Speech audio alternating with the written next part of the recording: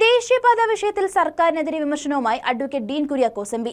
Road വീതി വർദ്ധിപ്പിക്കരുതെന്നും മരങ്ങൾ മുറിക്കരുതെന്നും പറഞ്ഞ് കോടതിയെ സമീപിച്ച ഹർജിക്കാരനെ പൂർണ്ണമായും സഹായിച്ചത് സംസ്ഥാന സർക്കാരാണെന്നും പറഞ്ഞു പറ്റിക്കാതെ സർക്കാർ രാജിവെക്കണമെന്നും എം പി ആവശ്യപ്പെട്ടു.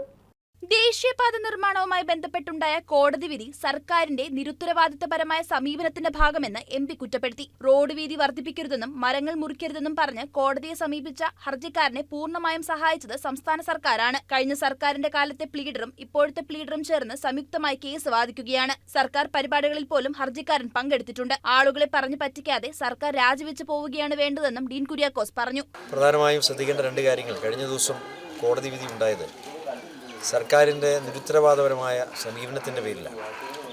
നേരത്തെ സർക്കാർ തന്നെ അഥവാ ചീഫ് സെക്രട്ടറി തന്നെ നൽകിയ അനുമതിയുടെ അടിസ്ഥാനത്തിലാണ് 10 മീറ്ററായി റോഡിൻ്റെ വീതി നിജപ്പെടുത്തിക്കൊണ്ട് നിർമ്മാണം ആരംഭിച്ചത് എന്നുള്ളതിൽ സംശയമില്ല. കാരണം അത് സംബന്ധിച്ചുള്ള മിനിറ്റ്സ് രേഖയിലുണ്ട്. 2024 ഓഗസ്റ്റ് മാസം 2-ാം തീയതി ചീഫ് സെക്രട്ടറിയുടെ അധ്യക്ഷതയിൽ കൂടിയ യോഗത്തിൻ്റെ തീരുമാനമനുസരിച്ചാണ് 10 മീറ്റർ വീതിയിൽ റോഡ് പണിയാൻ ആരംഭം കുറിക്കപ്പെടുന്നത്. എന്നാൽ ഇതിനിടയിൽ വെച്ച് എം.എൻ. ജയചന്ദ്രൻ എന്ന് പറയുന്ന ഒരു സ്വകാര്യ വ്യക്തി ഹൈക്കോടതിയെ സമീപിച്ചുകൊണ്ട് അവിടെ 2 വശങ്ങളിലും വീതി കൂട്ടരുത്, മരങ്ങൾ മുറിക്കരുത്, ഈ തരത്തിലുള്ള ഡെവലപ്മെൻറ്റ് വർക്ക് പാടില്ല എന്ന തരത്തിലുള്ള പ്രത്യേക ഹർജി കൊടുക്കുകയായിരുന്നു. ഈ ഹർജിക്കാരനെ പൂർണ്ണമായി സഹായിച്ചത് സംസ്ഥാന സർക്കാരാണ്. സർക്കാരിൻ്റെ ഭാഗത്തു നിന്നുമുള്ള എല്ലാ സൗകര്യങ്ങളും ഈ ഹർജിക്കാരന് നൽകുകയുണ്ടായി. ഹർജിക്കാരൻ്റെ വക്കീലെന്ന് പറയുന്നത് കഴിഞ്ഞ ഗവൺമെൻറ് കാലഘട്ടത്തിലെ ഫോറസ്റ്റിൻ്റെ പ്ലീഡറായിരുന്നു. അപ്പോൾ കഴിഞ്ഞ ഗവൺമെൻറ് കാലത്തെ പ്ലീഡറും ഇപ്പോഴത്തെ പ്ലീഡറും ഒത്തുചേർന്നുകൊണ്ടാണ് കേസ് സംയുക്തമായി വാദിച്ചുകൊണ്ടിരുന്നത്. അതോടൊപ്പം തന്നെ സർക്കാരിൻ്റെ വിവിധ പരിപാടികളിൽ മുഖ്യ അതിഥിയായി ഈ ഹർജിക്കാരൻ പരിപാടി പങ്കെടുത്തിട്ടുണ്ട് എന്നുള്ളത് ഒരു വസ്തുതയാണ്. തെളിവുകളെല്ലാം പുറത്തു വന്നിട്ടുണ്ട്. അതോടൊപ്പം തന്നെ ചീഫ് സെക്രട്ടറി കൂടിയാലോചിച്ച് തീരുമാനമെടുത്തപ്പോൾ ആ തീരുമാനത്തിൻ്റെ അടിസ്ഥാനത്തിൽ റോഡ് വർക്ക് പുരോഗമിക്കുമ്പോൾ അഡീഷണൽ ചീഫ് സെക്രട്ടറിക്ക് വേണ്ടി എന്ന് പറഞ്ഞുകൊണ്ട് വനംവകുപ്പ് അവകാശപ്പെടുന്നതാണ് ശരി, ഈ ഭാഗങ്ങളെല്ലാം മലയാറ്റൂർ റിസർവിൻ്റെ ഭാഗമാണ് എന്ന് പറഞ്ഞുകൊണ്ട് ഹൈക്കോടതിയിൽ സത്യവാങ്മൂലം സമർപ്പിച്ചത് ശരിയല്ല. ആ തരത്തിൽ ഒരു സത്യവാങ്മൂലം വന്നതുകൊണ്ട് മാത്രമാണ് ഈ ഹൈക്കോടതിയിൽ ഒരു തിരിച്ചടി ഉണ്ടായിട്ടുള്ളത് എന്നുള്ളത് ഒരു യാഥാർത്ഥ്യമാണ്. 7-ാം തീയതിയാണ് ഹൈക്കോടതി ആ സത്യവാങ്മൂലം പരിഗണിക്കുന്നത്. 11-ാം തീയതി വിധി പറഞ്ഞു. ഇതിനിടയിൽ എം പി എന്നുള്ള നിലയിൽ ഞാൻ ഈ കേസിൽ കക്ഷി ചേരാൻ വേണ്ടി നോട്ടീസ് നൽകിയിരുന്നു. പക്ഷേ അതൊന്നും പരിഗണിക്കാതെയാണ് വിധിയിലേക്ക് ഹൈക്കോടതി കടന്നിട്ടുള്ളത്. ഇത് അങ്ങേയറ്റം ദൗർഭാഗ്യകരമായ ഒരു സാഹചര്യമാണ്. CPM-നെ സംബന്ധിച്ചിടത്തോളം അവർ ഇന്ന് ജനങ്ങളെ തെറ്റിദ്ധരിപ്പിക്കാൻ ശ്രമിക്കുന്നത് എന്താണ്? അതായത് ഈ റോഡുമായി ബന്ധപ്പെട്ട് ഏതെങ്കിലും തരത്തിൽ അവർക്ക് ആത്മാർത്ഥതയുണ്ട് എങ്കിൽ അവരുടെ സർക്കാരിൻ്റെ ഭാഗത്തു നിന്നുണ്ടായിട്ടുള്ള പാളിച്ചകളെ സംബന്ധിച്ച് തുറന്നു പറയാൻ അല്ലെങ്കിൽ ജനങ്ങളോട് മാപ്പ് പറയാൻ അവർ തയ്യാറാകുകയാണ്. ഈ ഉദ്യോഗസ്ഥന്മാരാരെങ്കിലുമാണ് തെറ്റ് ചെയ്തിട്ടുള്ളതെങ്കിൽ ആ ഉദ്യോഗസ്ഥർക്കെതിരെ നടപടി സ്വീകരിക്കാനുള്ള ഇച്ഛാശക്തി അവർ കാണിക്കണം. അതല്ലാതെ ജനങ്ങളെ പറഞ്ഞു പറ്റിച്ച് ഈ പൊറാട്ട് നാടകവുമായി എത്ര കാലം അവർക്ക് മുന്നോട്ട് പോകാൻ കഴിയും? ഇപ്പോൾ പരിവേഷ് പോർട്ടൽ അപ്ലൈ ചെയ്തത് എന്താണ് ഞാൻ പറഞ്ഞിട്ടാണ് എന്നൊക്കെ പറയുന്ന എത്ര ബാലിശമായ ഉദാഹരണങ്ങളാണ്. അതായത് ഏതാണ് പരിവേഷ് പോർട്ടൽ അപ്ലോഡ് ചെയ്തത്?